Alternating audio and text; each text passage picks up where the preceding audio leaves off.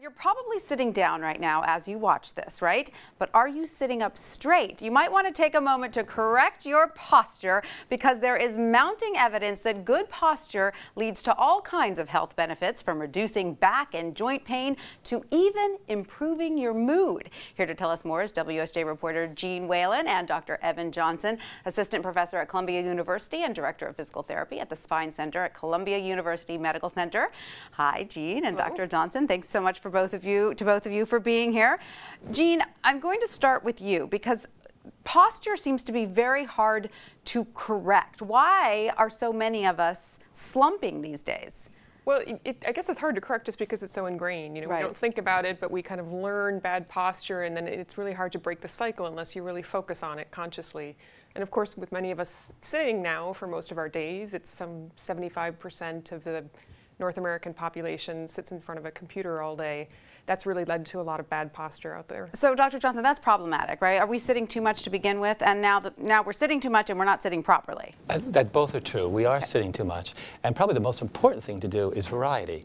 Really, history has prepared us to move and to move throughout the day. And so although there is an ideal posture to sit at, there's also this idea to get up, move around, and keep active during the day. So how should we sit? Please demonstrate. Sure, although you sit beautifully, Tanya. But that said, basically when you're sitting, what we're looking at is having the earlobes above the shoulders, and then the shoulders above the hips, and a slight curve in the lumbar spine or low back. Okay, a slight curve. And a slight curve. The same when we're standing, Jeanne? Is it supposed to? Are you supposed to balance your weight between 2 feet? Well, this is what Dr. Johnson has told me, so yes. But yes, you're supposed to balance your weight between 2 feet. And I guess one important thing to keep in mind is a lot of us now, because we sit at computers kind of hunched over and with our necks slightly extended, I guess, because we're trying to view the screens, that's a bad posture. And we've also started walking and standing this way. So you'll see a lot of people walking down the street like this. Oh, how and terrible. I guess it's important to kind of keep your head and your earlobes over your shoulders. Is that right? So, Dr. Johnson, what can we do? Does the infamous book on head exercise still work? It does still work. It does? It does still work.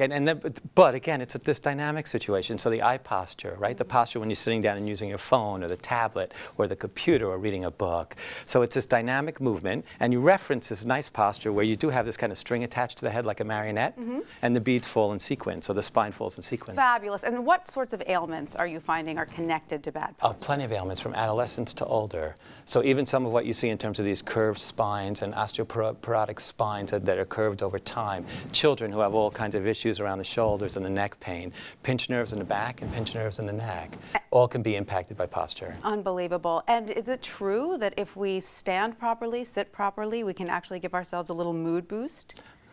This is something that I had seen in some research coming out of Germany and California, where they split people into 2 groups and had one sit in a slouched position and one sit in an upright position, and showed each group a collection of negative and positive words, and had them think about, you know, the positive words would be things like beautiful, and had them think about times when they felt beautiful.